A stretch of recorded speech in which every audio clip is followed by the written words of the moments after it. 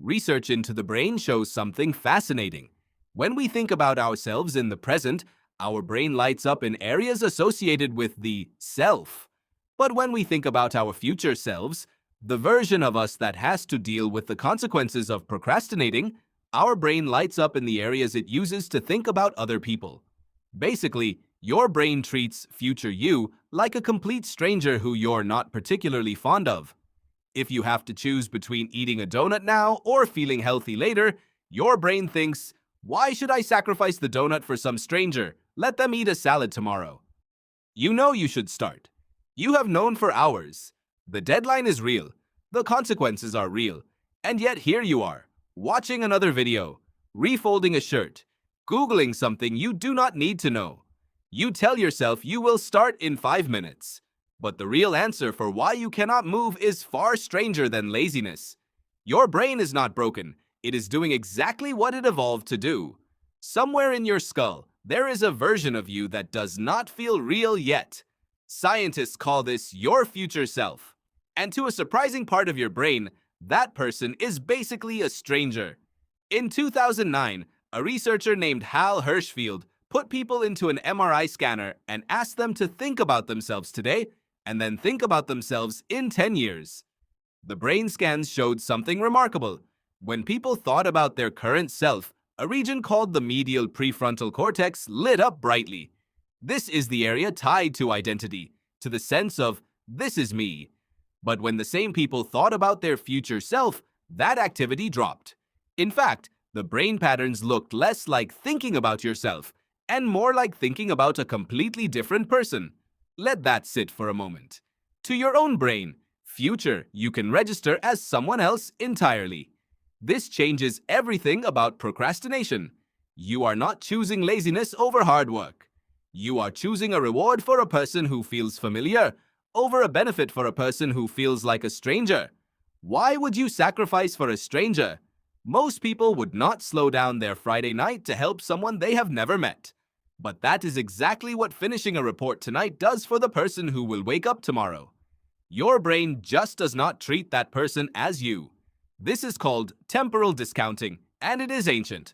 For most of human history, the future was not abstract. It was immediate. A hungry ancestor foraging on a savanna did not need to imagine a version of themselves 10 years away. They needed food today, safety today, warmth before nightfall.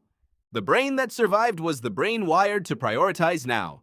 Long-term planning is a relatively new demand we place on an old machine.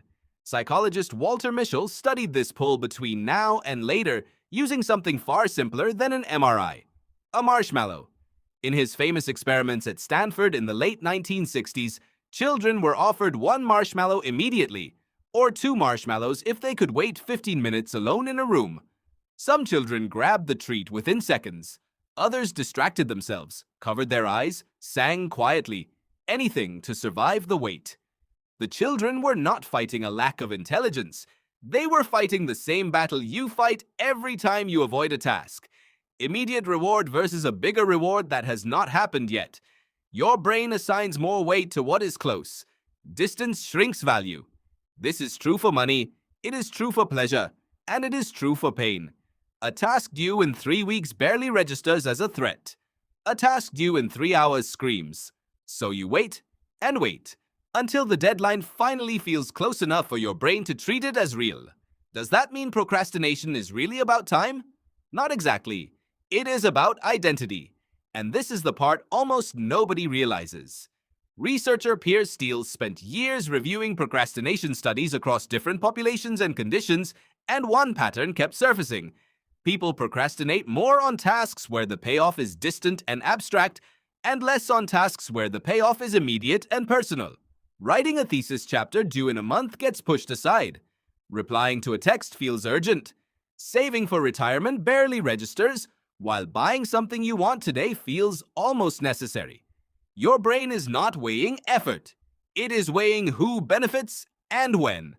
This is why guilt rarely works as motivation. Guilt is a message sent to a future self who does not fully exist yet in your mind. It is like leaving a strongly worded note for someone who has not moved in. So how do people actually beat this? Hirschfeld ran a follow-up experiment that reveals the answer almost perfectly. He used age progression software to show people a digitally aged image of their own face, simulating what they might look like decades later.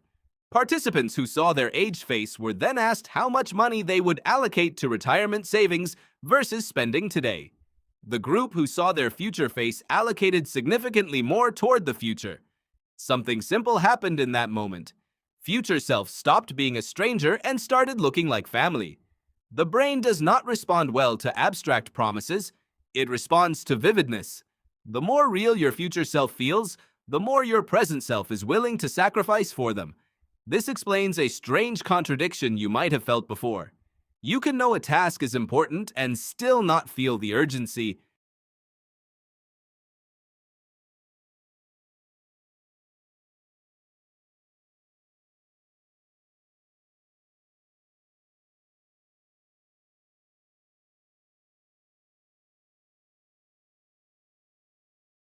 Knowing and feeling are processed differently. Procrastination does not live in the logical part of your brain. It lives in the emotional gap between you now and you later. Think about the way you treat someone you love. You do not need convincing to help them.